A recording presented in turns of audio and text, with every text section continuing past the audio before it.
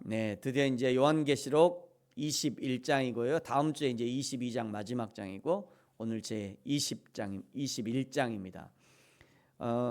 이 요한계시록 21장은 요한계시록 20장과 20장에서 21장으로 이렇게 넘어가는 이 지점은 인류 역사의 종말과 영원한 하나님의 통치가 맞물리는 우주적 대전환점이라고 합니다. 여러분 성경에 여기 틈이 있거든. 여기다가 이렇게 우주적 대전환 이렇게 적어 넣으시면 좋습니다. 어마어마한 사실은 어마어마한 요 20장에서 21장까지는 어마어마한 전환을 보여줘요. 20장 바로 위에 20장 6절에서 천년왕국이 끝납니다. 천년왕국이 끝나고 1000년이 그냥 뚝딱 지났어요. 한순간에 1000년이 지났습니다. 여러분 우리도 사랑하는 주님과 천년왕국은 1000년이 하루같이 지날 거예요. 뭐 1000년 언제 다 지나냐 걱정하지 마세요. 사랑하는 사람과 같이 지내보면요 시간이 얼마나 빨리 가는지 그냥 하루가 1000년 같으면 안 되고 하루가 1000년 같은 그렇게 살면 안 되고요. 근데 우리 주님과 함께 있으면 1000년이 하루 같을 거예요. 그 얼마나 내가 사랑하는 주님과 그 살아가는데 얼마나 기쁘고 즐겁겠어요. 1000년이 아주 순식간에 지나갑니다. 11절에 보시면 흰 보좌의 심판이 끝나고요. 오늘 이제 드디어 21장에서 새 하늘과 새 땅이 열리는데 요거는 이제 신천신지 이렇게 새 하늘 새 땅 신천신지 여기서 이제 2단 신천지가 여기서 나오는 거예요. 신천지 이름이 새 땅이라고 신천신지. 좋은 거는 다 가져가고 그냥 우리가 신천신지 이러면 괜히 2단스러워. 좋은 걸 다 써가지고 1절에 그 신천신지를 보는데 땅도 처음 땅이 아니고요. 바다도 처음 바다가 아니래요.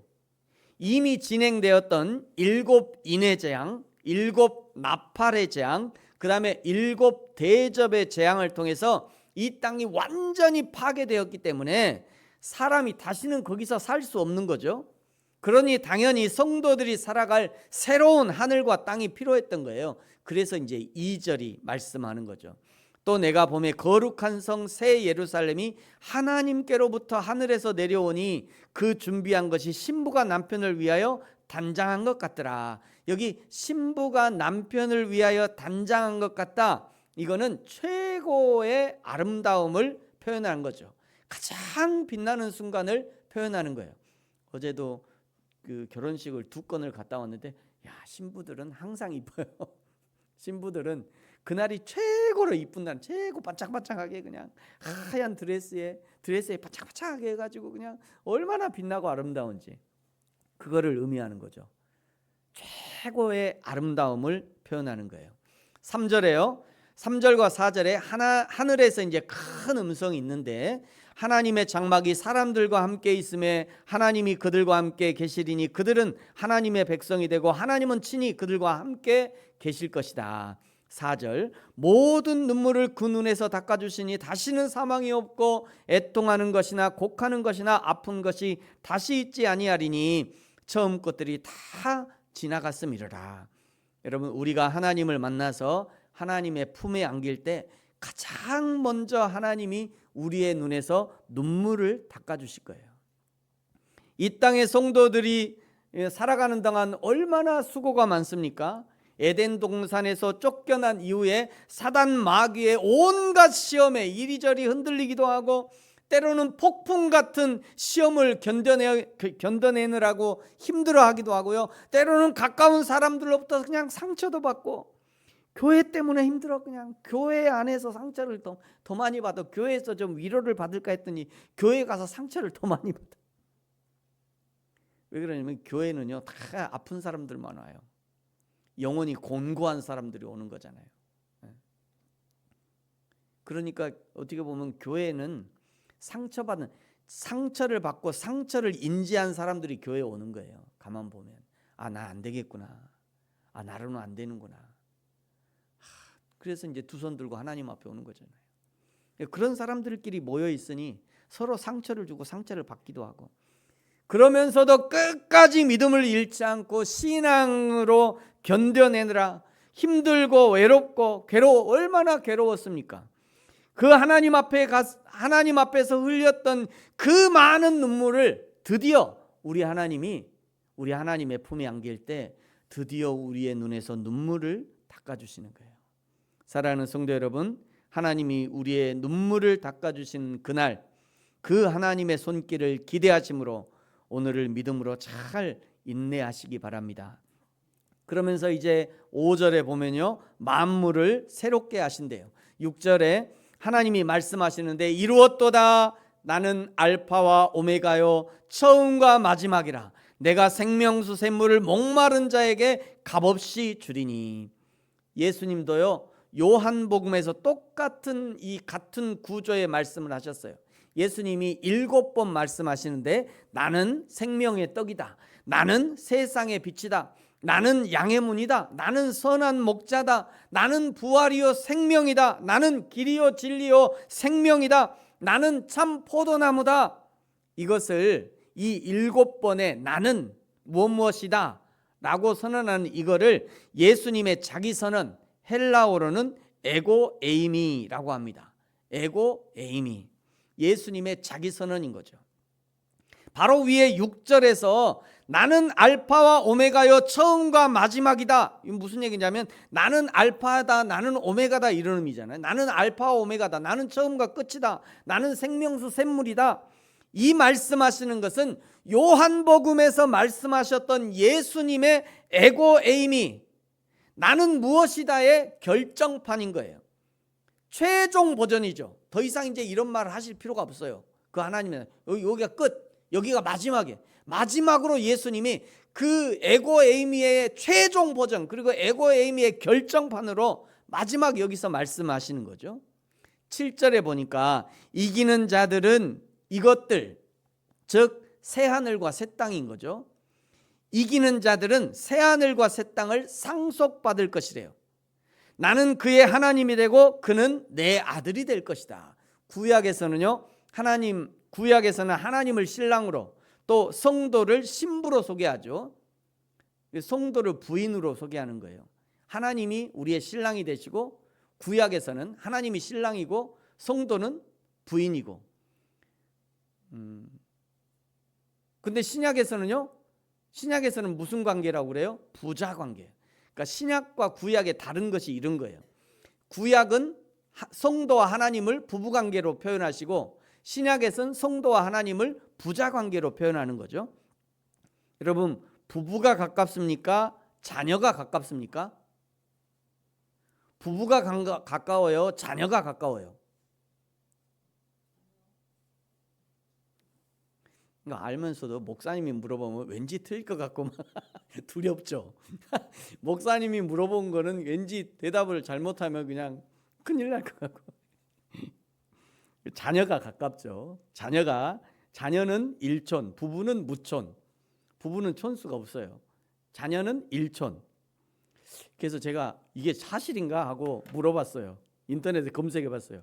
아니 왜 부부는 이렇게 이제 이혼하면 이렇게 완전히 별도가 되는데 왜 자녀는 안 되는가 이랬더니, 민법상 우리나라는 법으로 그걸 금지해놨대요. 법으로. 애초에 법으로 안 되는 거예요. 우리나라는. 다른 나라는 모르겠고요. 그래서 결혼을 했다가도 이혼하면 남남이지만 자녀는 족보에서 못 빼요. 우리 어머니가 꼭 말 안 들으면 저놈의 새끼 그냥 족보에서 빼버려. 욕을 많이 먹었어요. 어릴 때 하도 말을 안 들어요. 저놈의 새끼 그냥 족보에서 빼버려야 돼. 그런 소리 들으면 안 되는데 어릴 땐 그랬다고요. 그렇게 확 부잡스러워 갖고 그냥.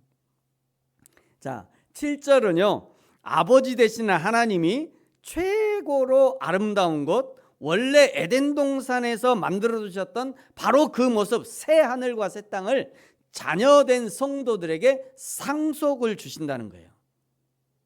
어떤 사람은요, 천국에 대해서 실제 어떤 장소가 아니라 하나님과의 관계 속에서 이루어지는 거다라고 그러니까 천국을 설명하는 사람도 각각이에요. 막 요한계시록 할 때 천국은 어떤 곳이다 막 설명한 사람이 각각이에요.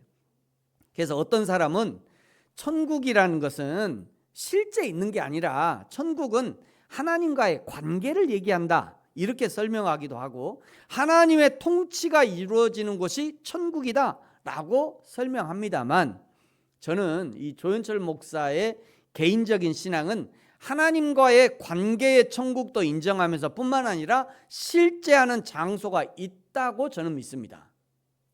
저는 이제 그렇게 믿어요. 그것이 어디인지는 알 수 없어요. 물리적이면서도 영적인 장소일 거예요. 창세기 1장 1절에 보면요, 태초에 하나님이 천지를 창조하셨다. 베레시트 바라 엘로힘 에트 하 샤마임 위엣 하 아레츠, 이렇게 읽거든요. 1장, 창세기 1장 1절인데 여기에 하나님이 만드신 것들, 여기 하 샤마임 하늘들, 그 하늘들이라고 하는 복수입니다. 또 하 아레츠도 땅들이라고 하는 복수예요. 그러니까 하늘도 여럿을 만들었고 땅도 여럿을 만들었다. 복수의 하늘들과 땅들을 만드셨다라는 의미예요. 우리가 눈으로 보이는 하늘, 스카이, 저 위에, 여러분 위에 천정에 한번 봐보세요. 저 천정 보이죠? 지하에서도 우리는 천정이 보여요. 아니, 지하에서도 하늘이 보여. 하나님이 저 창세기 1장에서 만든 1장 1절에서 만든 것은 저 푸른, 우리가 눈으로 보는 저 푸른 스카이 하늘뿐만 아니라 해분도 만드셨다. 해분도.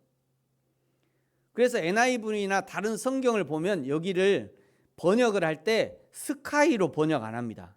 스카이라고 안 해요. 저거를 전부 다 해분으로 번역해요. 그래서 하나님이 만드신 것은 두 개의 하늘을 만들었다. 두 개 이상의 하늘일 수도 있고요. 기본적으로 두 개, 스카이를 만드셨고 헤븐을 만드셨다. 두 개의 복수의 하늘을 만드셨다. 이런 의미입니다. 그러므로 저는 천국은 관념적이고 관계적인 것만이 아니라 천국은 실제한다고 믿습니다. 예수님도요, 요한복음 14장 1절에서 3절에 천국을 예비해 두신다 말씀하셨어요. 한번 보십시오. 너희는 마음에 근심하지 말라. 하나님을 믿으니 또 나를 믿으라. 내 아버지 집에 거할 곳이 많도다. 그렇지 않으면 너희에게 일렀으리라. 내가 너희를 위하여 거처를 예비하러 가노니 가서 너희를 위하여 거처를 예비하면 내가 다시 와서 너희를 내게로 영접하여 나 있는 곳에 너희도 있게 하리라. 예수님이 말씀하신 대로 우리의 영혼의 안식처가 예비되었기 때문에 예수님이 심판의 주로 재림하시는 거죠. 저와 여러분은 하나님의 자녀의 자격으로 영원한 천국을 누리지만 8절에 보니까요, 그러나 두려워하는 자들과 믿지 않은 자들과 흉악한 자들과 살인자들과 음행하는 자들과 점술가들과 우상숭배자들과 거짓말하는 모든 자들은 불과 유황으로 타는 못에 던져지리니 이것이 둘째 사망이래요. 첫째 사망은 뭐죠? 첫째 사망은 몸이 죽는 사망, 수명을 다해서 죽든지 인해재앙부터 나팔재앙, 대접재앙까지 수많은 이 심판의 과정에서 육이 죽는 것이 첫째 사망이고요. 둘째 사망은 하나님의 백보자 심판에서 최종 선고가 내려지고 그리고 영원한 지옥에 던져지는 것이 둘째 사망입니다. 천년 왕국이 끝나고요, 사단 마귀도 불못에 던져지고 하나님의 생명책에 기록되지 못한 모든 사람들은 하나님의 최종 심판, 둘째 사망, 영원한 지옥 심판에 던져진 후 이제 9절부터 보시면 2절에서 하늘에서 내려온 거룩한 성 새 예루살렘을 구체적으로 이제 묘사해 줍니다. 9절에 보시면, 끝에 보시면 이리로 올라오라 초청하죠. 이리로 올라오라 초청하시면서 그 거룩한 성 새 예루살렘을 신부, 곧 어린 양의 신부, 어린 양의 아내를 내가 너에게 보여주겠다라고 소개합니다. 이 부분이 조금 헷갈릴 수 있는데요. 19장에서는 여러분 기억하십니까? 19장에서 어린 양의 혼인잔치를 할 때 어린 양은 예수님이고 예수님이 신랑으로 오셨고요. 백마를 타고 신랑으로 오셨죠. 그리고 신부는 교회된 성도들이 신부가 되었었습니다. 그런데 오늘 여기서는 오늘 21장에서는 거룩한 성 새 예루살렘을 신부다라고 소개해요. 왜 그러냐면 거룩한 성 새 예루살렘에 성도들이 살고 있기 때문입니다. 그래서 그 예루살렘 성을 신부라고 소개하는 거예요. 보통 우리가 다른 지방에 가서 너 집 어디냐 그러면 저 광주 살아요 이렇게 얘기하잖아요. 광주가 통째로 니네 집이 아니라 거기서 산다는 의미잖아요. 너 어디 살아? 광주 사는데요. 광주가 니네 집이냐? 이렇게 하는 거는 나 광주에 산다는, 거기서 산다. 그래서 성도들이 사는 성이기 때문에 그 성을 신부다라고 소개하는 거예요. 10절에 높은 산에 올라가서 하나님께로부터 하늘에서 내려오는 거룩한 성 새 예루살렘을 보니 11절 하나님의 영광이 있고 그 성의 빛이 지극히 귀한 보석 같고 벽옥과 수정같이 맑았다라고 알려줍니다. 새 예루살렘을 우리 전통적으로 새 예루살렘의 그림을 이렇게 AI가 그려준 거예요. 사각에 이렇게 이런 그림. 전통적으로는 이런 그림으로도 많이 봤죠. 온통 황금으로 된 새 예루살렘. 이제 어제 AI가 그려준 그림은 요거였어요. 이 요한계시록 요 구절을 딱 주고는 그려봐 했더니 이렇게 딱 그려주더래요. 정육면체에 황금으로 된 이 새 예루살렘. 12절에 보면요. 크고 높은 성곽이 있고 12문이 있는데 그 문 위에 이스라엘 12지파의 이름이 기록되어 있다 얘기하죠. 13절 동쪽에 세 문, 북쪽에 세 문, 남쪽에 세 문, 서쪽에 세 문이 있다. 각 방면마다 세 개의 문이 있는 거죠. 문이 동서남북으로 나 있는 것은 사방 모든 방면에서 오는 사람을 환영한다 이런 의미가 있고요. 차별이 없으시다. 우리가 세상 어디에 있든지 어떤 배경을 가지고 있든지 상관없이 하나님께로 나아가는 길은 항상 열려 있다 이런 의미입니다. 또 문이 세 개씩 있다는 것은 하나님의 나라로 들어가는 통로가 매우 넉넉하다 이런 의미를 가지고 있어요. 14절에 그 성의 성곽에는 12기초석이 있는데 여기는 신약의 12사도의 이름이 기록되어 있습니다. 여러분 신약의 12사도의 이름을 아십니까? 신약 12사도의 이름을 아시는 분 손? 네, 몰라도 됩니다. 시험 안 나와요. 근데 나 신학교에 가야 되겠다. 그런 분 외우셔야 돼. 장주원 외워야겠는데? 12사도의 이름. 저도 이제 신학교 들어갈 때 외웠어요. 이렇게 외웠어요. 베야요, 안빌, 바마도, 야다시유. 저는 이렇게 외웠어요. 베드로, 야고보, 예수님의 동생 야고보, 베드로, 야고보, 요한. 그 다음에 안드레, 빌립, 바돌로메, 마테, 도마. 그리고 야고보, 알페오의 아들 야고보죠. 야고보, 다데오, 시몬, 유다. 이렇게 12명입니다. 그런데 이 중에 가룟 사람 유다가 예수님을 은 30에 팔고 탈락하죠. 자결해 버렸어요. 탈락하게 됩니다. 그래서 사도행전에 가면 12사도 중에 한 사람이 결혼이 생겼기 때문에 다시 한 사람을 뽑게 됩니다. 그 사람의 이름이 사도행전 1장 26절에 보면 마띠아라는 사람이 뽑히게 돼요. 그런데 가만 생각해 보세요. 조금 더 생각하면 예수님이 살아생전 직접 뽑은 것도 아니고 지금 예수님은 십자가에 달려 돌아가셔서 부활 승천하셨잖아요. 지금 예수님도 이 땅에 안 계시는데 굳이 지금 뽑는다고 예수님과 다시 생활할 수 있는 것도 아니고 굳이 보궐선거를 해가지고 바울은 뭐 전도하러 돌아다닐 때마다 네가 뭐 예수님 네가 어떻게 네가 가짜 아니냐? 너가 사도라고 어떻게 네가 뭐 예수님 있을 때 예수님 복이라도 했냐? 너 가짜 아니냐? 사도 막 맨날 이랬잖아요. 바울 같은 경우. 그런데 굳이 여기서 예수님도 안 계신데 지금 이제부터 시작한다고 뭐 예수님과 같이 다닐 수도 있는 것도 아니고. 그런데 굳이 12번째 사도를 뽑아야 되냐? 왜? 굳이 보궐선거를 해가지고 굳이 12명의 이 숫자를 맞춰야 되냐? 왜 12명을 맞춰야 하느냐면 오늘 요한계시록 21장 14절이 바로 그 이유예요. 새 예루살렘 성곽 기초석에 12사도의 이름이 기록되었다는 거예요. 그 중에 한 사람은 탈락해버렸으니까 12명 맞춰야 된다 이거예요. 12명. 12라고 하는 숫자가 중요한 의미가 있는데요. 제자들이 12명을 채우려 했던 이유는 그들이 구약의 예언과 예수님의 가르침을 통해서 이미 12가 완성의 숫자임을 인지하고 있었기 때문입니다. 사도들은요, 이스라엘의 12지파를 심판하고 다스릴 권세를 약속받았어요. 마태복음 19장 28절에 보면요, 예수께서 이르시되 내가 진실로 너에게 이르노니 세상이 새롭게 되어 인자가 자기 영광의 보좌에 앉을 때에 나를 따르는 너희도 12보좌에 앉아서 이스라엘 12지파를 심판할 것이다. 따라서 가룟 유다의 배신으로 깨어진 12라고 하는 이 숫자를 복구하는 것은 하나님 나라의 통치 구조를 재건하는 영적 선언인 거예요. 인간의 실수로 인해서, 인간의 죄로 인해서 12라고 하는 이 구조가 깨어졌는데 우리는 그 깨어진 것을 그냥 둘 수 없다. 이 하나님의 나라를 온전히 세워야 된다. 그래서 12번째 제자를 선택한 거예요. 투표를 통해서. 여러분 반드시 기억하시기 바랍니다. 하나님은요, 결코 하나님의 구원 계획에 빈틈을 두지 않습니다. 반드시 그 숫자를 채워서 완성하는 분이에요.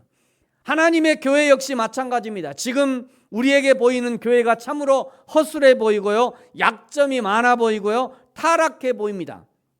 그러나 예수님의 신부로 서게 될 교회는 반드시 하나님이 정결하게 하시고 거룩하게 하시고 하나님의 신부로 합당하도록 반드시 인도하실 거예요. 교회에 희망이 있다면 교회를 정결하게 하실 예수님께 희망이 있는 것입니다. 교회에 희망이 있다고 말할 수 있는 것은 교회가 자신을 정결하게 할 능력이 있고 교회가 스스로 하나님을 찾을 만한 실력이 있어서가 아니라 교회를 반드시 정결하게 하시고 거룩하게 하실 예수님께 희망이 있기 때문에 그래도 교회에 희망이 있다라고 말할 수 있는 거예요. 그 하나님의 완벽하심, 빈틈이 없으심을 12사도들이 이미 알고 있었기 때문에 결혼이 생겼던 한 자리를 투표를 통해서 마띠아를 선출했던 것입니다. 14절에 새 예루살렘 성의 12기초석에는 유다, 원래는 저기 유다가 들어갔어야 되죠. 원래는 유다가 들어가야 될 저 기초석 중에 한 자리, 그 유다 대신 마띠아의 이름이 당당히 기록되게 된 거예요. 가룟 유다로서는 땅을 치며 통곡하고 후회할 일이죠.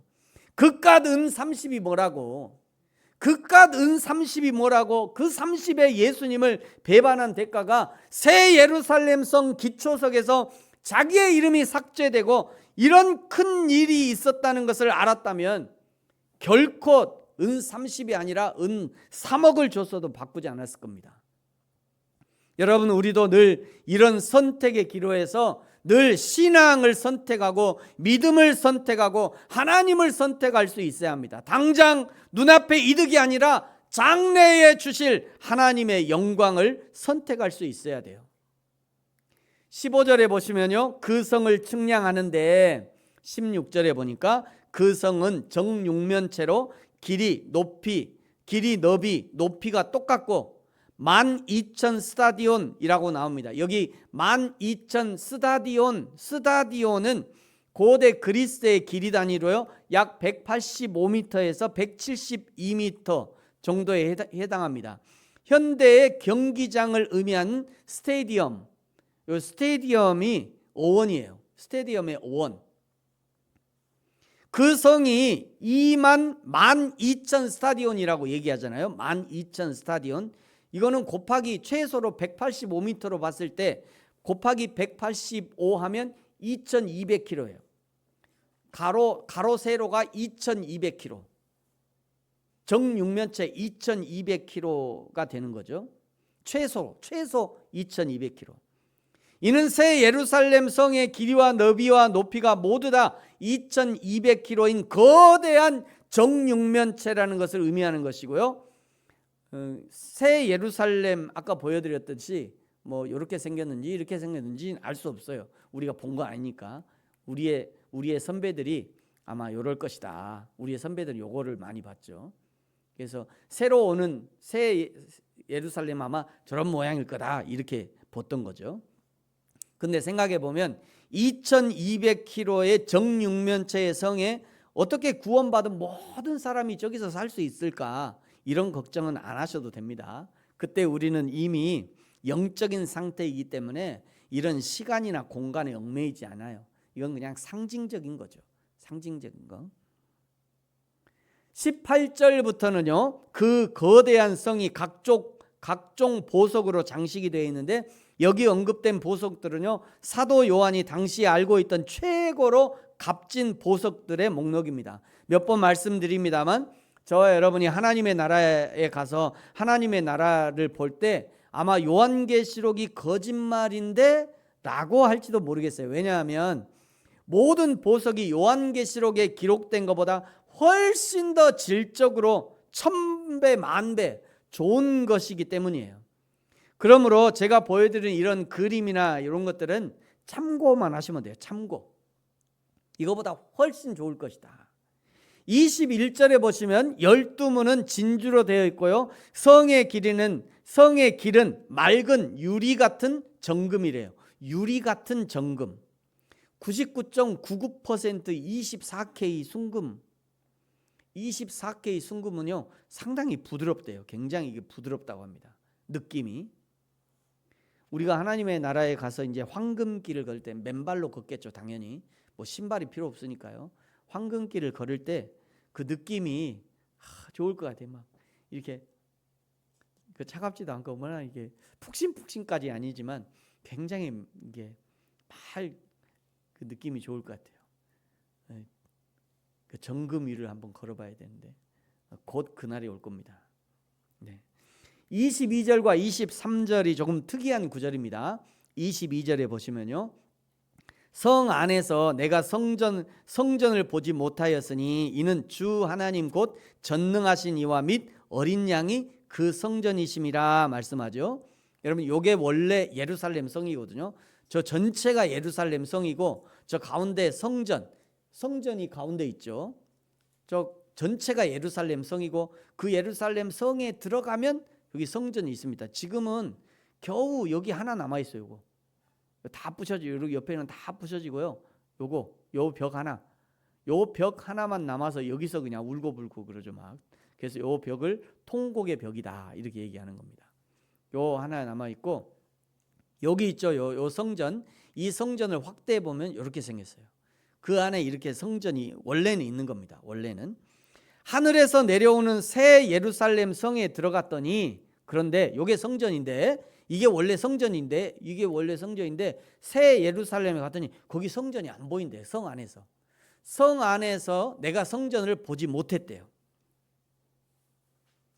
원래 성전은 하나님의 임재를 상징하는 것인데 이제 실제로 하나님이 거기 계시니 상징이 필요 없는 거죠. 실체가 있으니까 상징은 이제 필요 없는 거예요. 실제 하나님이 거기 계시니까. 그래서 성 안에서는 성전을 보지 못한 거죠. 23절에 보시면 그 성은 해나 달의 비침이 쓸데없으니 이는 하나님의 영광이 비치고 어린 양이 그 등불이 되십니다. 하나님의 영광의 빛으로 그 모든 성을 밝게 비추고 계시는 거죠. 25절에 낮에 성문을 닫지 않았는데 밤이 없기 때문이다. 26절 만국의 영광을 하나님께 돌리게 됩니다. 27절 무엇이든지 속된 것이나 가증한 일 또는 거짓말하는 자가 결코 그리로 들어가지 못하되 오직 어린 양의 생명책에 기록된 자들만 들어가리라. 어찌 보면 너무도 당연한 것인데 사단 마귀로 인해서 하나님의 에덴이 파괴되면서 악한 것들이 출현하기 시작했죠. 밭에 엉겅퀴도 그때 나온 겁니다. 시기 질투하는 것도 그 죄 이후에, 죄 범한 이후에 시작된 거예요. 살인도 그때부터 시작된 겁니다. 왜 이렇게 인간의 삶이 고통스럽냐면 에덴에서 사단 마귀의 꼬임으로 망가뜨린 것이 지금까지도 이렇게 고통스럽게 하는 거예요. 그 인간의 삶이 완벽하게 회복이 되니 속된 것, 가증한 것, 거짓말이 결코 발붙일 수 없는 것이 하나님의 나라 천국인 것이죠. 우리 그리스도인들이 오늘 지금 거짓말을 멀리하는 이유가 바로 여기 있습니다. 그 하나님의 나라는 거짓이 존재할 수 없기 때문이에요. 그리스도인이 성실하고 충성하고 사랑하고 섬김의 삶을 살아야 하는 이유도 하나님의 나라가 바로 그런 나라이기 때문입니다. 그리스도인들이 자꾸 자기 비움을 연습해야 하는 것이 하나님의 나라가 자기를 비운 사람만이 가는 곳이기 때문입니다.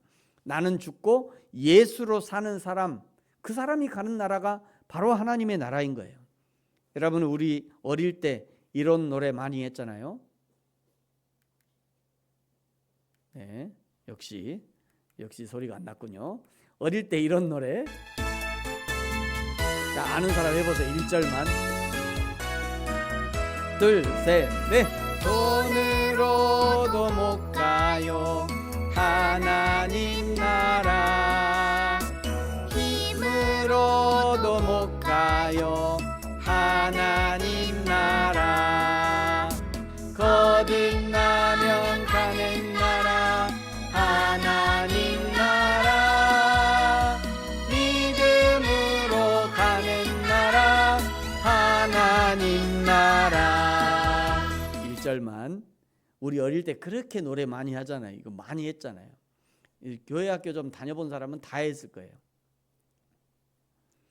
우리가 오늘 이 땅 여기 살면서 곧 들어가게 될 하나님의 나라를 연습하는 거예요. 우리는 지금 이 교회 생활은, 우리의 신앙 생활은 하나님의 나라에 들어갈 연습하는 거예요. 하나님의 나라를 연습하는 것이 교회 생활이고요, 하나님의 나라를 연습하는 것이 믿음의 삶, 신앙의 삶인 거예요. 그래서 교회 생활을 성실하게 감당해야 되는 것이고요, 그래서 내 삶의 믿음을 잘 적용하면서 실천하며 살아야 하는 것입니다. 사랑하는 성도 여러분, 저와 여러분이 오늘 이 교회 생활, 이 믿음 생활을 잘 살아내므로 천국의 삶을 준비하고 연습하고, 그리하여 천국에 합당한 자로 인정함을 받는 저와 여러분이 되어지기를 예수님의 이름으로 축복합니다. 기도하겠습니다.